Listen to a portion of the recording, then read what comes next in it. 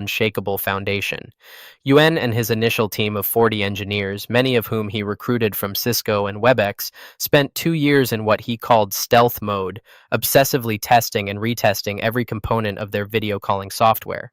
They didn't launch a beta version or seek publicity. They just built and tested until they had software that worked consistently across different devices, internet connections, and usage scenarios.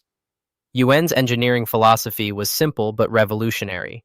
If a feature couldn't work reliably for a grandmother using an old laptop on slow Wi-Fi, then it wasn't ready for release. This meant that Zoom's initial feature set was smaller than competitors, but every feature that existed worked exactly as users expected it to work.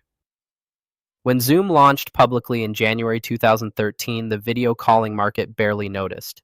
TechCrunch's launch coverage was a brief, skeptical article questioning whether the world needed another video conferencing tool. Skype had hundreds of millions of users, WebEx dominated enterprise sales, Google was preparing to launch Hangouts. Into this crowded market came Zoom, a company with no marketing budget, no brand recognition, and a product that looked deceptively simple compared to feature-rich competitors. But Yuan had learned something crucial from his train rides in China and his years at WebEx. The best technology isn't the most advanced technology, it's the most reliable technology.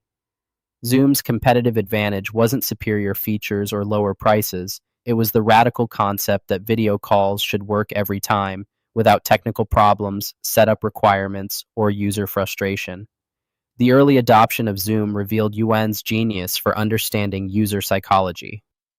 While competitors focused on selling to IT departments and enterprise decision makers, Yuan built Zoom for the actual humans who would use the software. Zoom calls started instantly with a single click. The interface was so simple that users could focus on their conversations rather than managing the software. Most importantly, Zoom calls rarely failed. When other video calling platforms were experiencing crashes, frozen screens, and audio delays, Zoom calls just worked. This reliability created a word-of-mouth marketing effect that no advertising budget could have purchased. People started requesting Zoom for important calls because they trusted it to work when it mattered.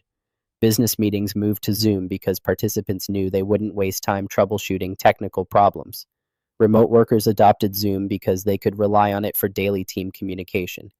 By 2019, Zoom had grown from Yuan's frustrated vision into a publicly traded company worth $23 billion. The platform was hosting billions of meeting minutes annually, serving everyone from Fortune 500 companies